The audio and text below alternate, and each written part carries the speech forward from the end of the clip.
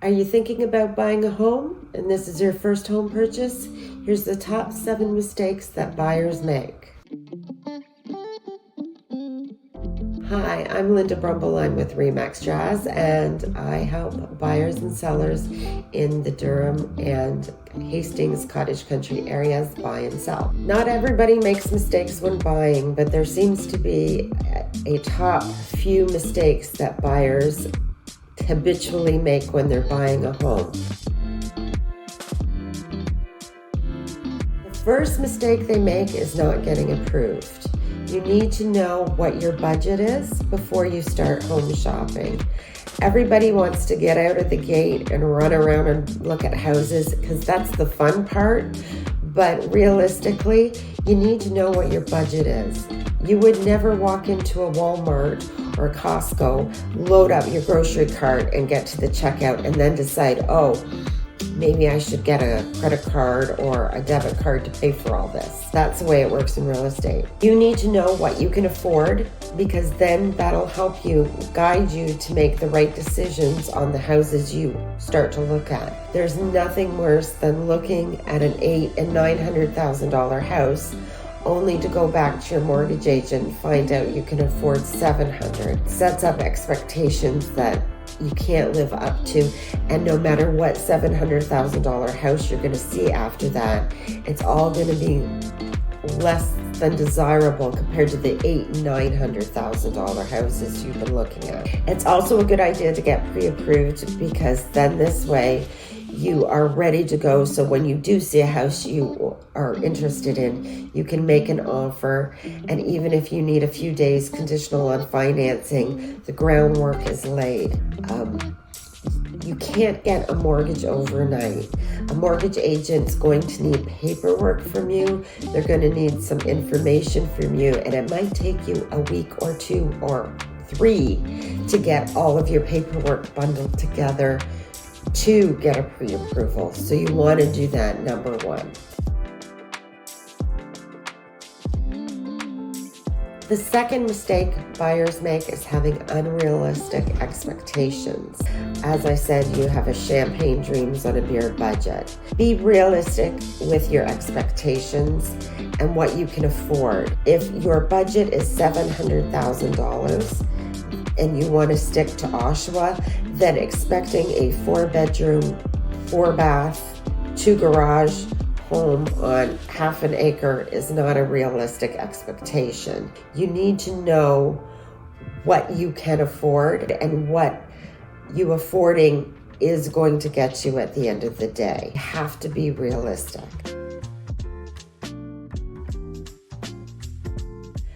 The other thing that kind of goes with the same idea as budget and expectations is knowing what you want. There's a big difference between what you want and what you need and what you can afford. So have those in place.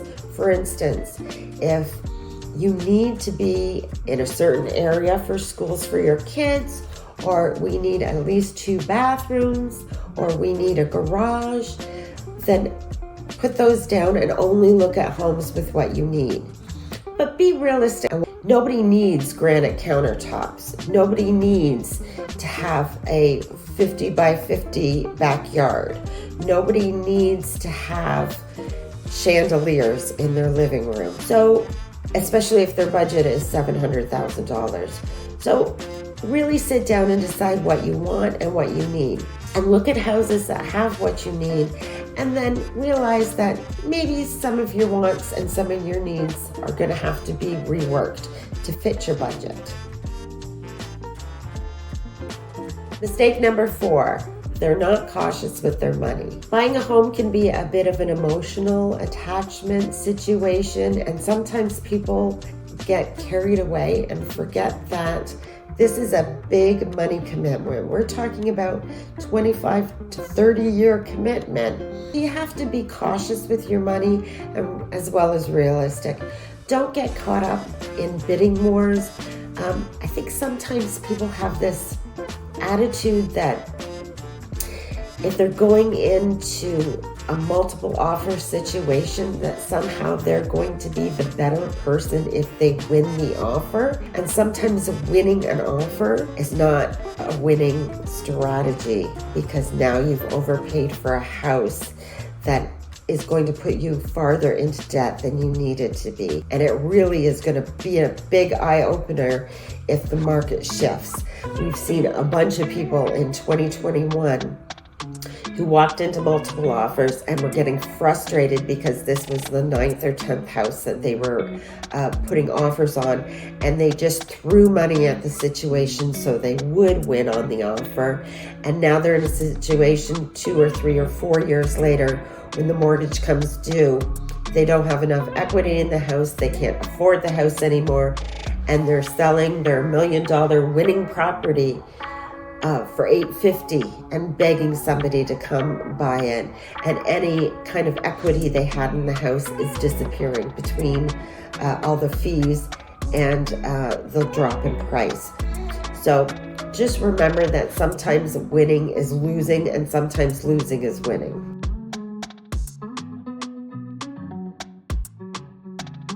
So my next two are 5 and 6. They kind of go together. Never go through the listing agent, and always use your own agent. The listing agent works for the seller, so they might be sweet and wonderful and kind to you and say all the right things, but the bottom line is they have a listing agreement to represent the seller. So if you go to an open house and the listing agent is just a darling person who tells you everything you want to hear and is sweet as pie and says, oh, don't worry about it, I'll write the offer for you, it's all good and great and wonderful, just remember that they have a listing signed with the seller. They're working for the seller. They're not working for you. And I'm sorry, it doesn't matter what the paperwork says. I cannot be a listing agent and get my seller the best price and be a buyer's agent and get my buyer the best price. I cannot get the seller the best deal in conditions and negotiating and do the same for the buyer. It's opposite ends of the coin. You would never walk into a courtroom if you were being sued and ask the person suing you if you could share their lawyer. It just would not happen. So get your own agent, and when you get your own agent, be smart about who you pick for an agent. You want somebody who knows what they're doing, and sometimes we get pulled into people's opinions and ideas, and it's not in your best interest. For instance, if your uncle's brother's son had just got his license 3 months ago and is living in his parents' basement and has never wrote an offer before, maybe he's not the person you should pick, especially if you are a first-time home buyer. You want somebody who knows what they're doing and is capable and competent. You also want to make sure you don't necessarily go with the biggest agent, because quite often sometimes those big agents and big names, oh, I see his sign all the time on bus stops. Yeah, well, you're going to find that when you call him to ask him to represent you on a purchase, he's going to send one of his lackeys to do it, because he's not actually doing much in selling and buying. He's just facilitating a team. I've heard complaints from buyers and sellers where we called Joe Smith to sign a listing or buy a house with Joe Smith, and then Jane Jones shows up and she says, oh no, I'm part of the Smith team, so I'll be your agent. And then it gets passed around, and the next thing you know, you're actually not dealing with one person, you're dealing with 7, and there's no consistency, and if there's an issue, you don't know who to call. And in a lot of those cases, bigger agents, they work 9 to 5, Monday to Friday. They don't want to work weekends. They don't want to work Saturdays and Sundays. So if there's an issue on closing and it's 5 o'clock on Friday, good luck. And my final piece of advice, number 7, get a good lawyer. Get a lawyer who knows what they're doing, is competent, has done this before, is a real estate lawyer, and has that expertise. A lot of times your agent can recommend a couple lawyers. Of all people, agents know what a good lawyer and a bad lawyer is. If you're buying a rural property or cottage or anything like that, for instance, you want a lawyer who knows their way around rural properties.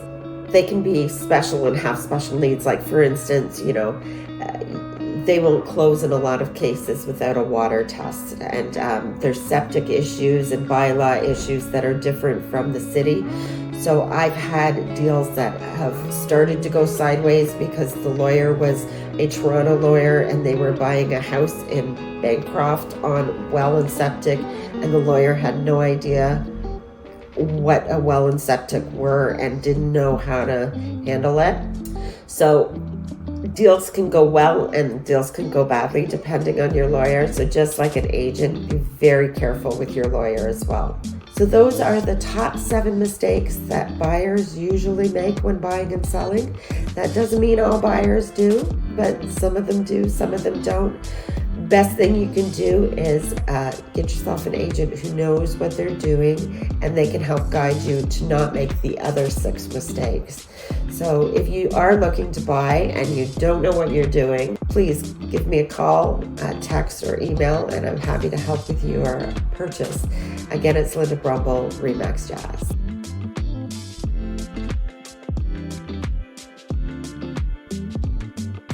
Before we begin, nail check. Let's see the nails, Linda. Closer. Give us a nail check. What? I don't know. Nail check. She painted them herself. I did. Look at that. It's so pretty. Okay, we're filming back. All right. Are we? I got that on camera. Okay.